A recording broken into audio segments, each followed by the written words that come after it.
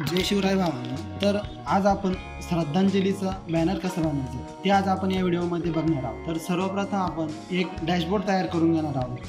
त्यानंतर त्यामध्ये white colour fill करून घेणार आहोत. व्हाईट कलर फिल केल्यानंतर त्यानंतर थोड्याफार प्रमाणात ब्रशने आपण येल्लो कलर देऊन घेणार आहोत आणि त्याची ऑपिसिटी आपण कमी करून घेणार आहोत. त्यानंतर त्यावरती अजून हलकासा येल्लो कलरचाच दुसरा आपण ब्रश फिरून घेणार आहोत. त्यानंतर रेड कलरचा थोडा ब्रश फिरून घेणार आहोत. त्यानंतर आपण एक फ्रेम ॲड करून घेणार आहोत. त्या फ्रेममध्ये आपल्याला फोटो ॲड करायचा आहे, त्यामुळे मध्ये एक सर्कल ॲड करून घेणार आहोत. सर्कल ॲड केल्यानंतर वरती एक आपला जो श्रद्धांजलीचा फोटो होता तो फोटो ॲड करून क्लिपिंग मास्क करून Ctrl+G करून क्लिपिंग मास्क केला आहे. त्यानंतर त्या फ्रेमच्या खाली आपण फुलं ॲड करून घेणार आहोत. फुलं ॲड केल्यानंतर एक साईडला 2 रेषा ॲड करून त्यावरती आपण एक डिझाईन तयार करून घेणार आहोत. ही सर्कल आणि रेष मारून या पद्धतीची डिझाईन तयार करून घेतली आहे. त्यानंतर याच पद्धतीने खाली अजून एक डिझाईन तयार करून घेणार आहोत. ती डिझाईन झाल्यानंतर वरती आपण भावपूर्ण श्रद्धांजली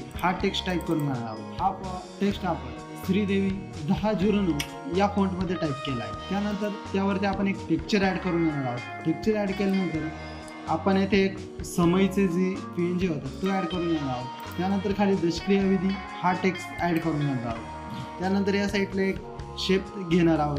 त्या शेपवरती शोककुल नाव ॲड करणार आहोत. त्यानंतर खाली अजून एक शेप घेणार आहोत आणि त्यावरती ठिकाण जे आहे ते ॲड करणार आहोत. त्यानंतर दशक्रिया विधीचा जो वेळ दिनांक जी होती ती ॲड करून घेणार आहोत. पण यामध्ये सर्व फॉन्ट इन्फिनिटीचे वापर, यामध्ये आपण सर्व फॉन्ट हे श्रीलिपीचे वापरणार आहोत. आणि हे फॉन्ट जर डाउनलोड करायचे असतील, तुम्हाला पाहिजे असेल तर कमेंट करा, मी तुम्हाला लिंक पाठवून देईल, तिथून तुम्ही डाउनलोड करून हे फॉन्ट यूज करू शकता. त्यानंतर मृत्यू दिनांक ॲड करून घ्यायचे आहे. त्यानंतर जे नाव आहे ते ॲड करून घ्यायचं आहे.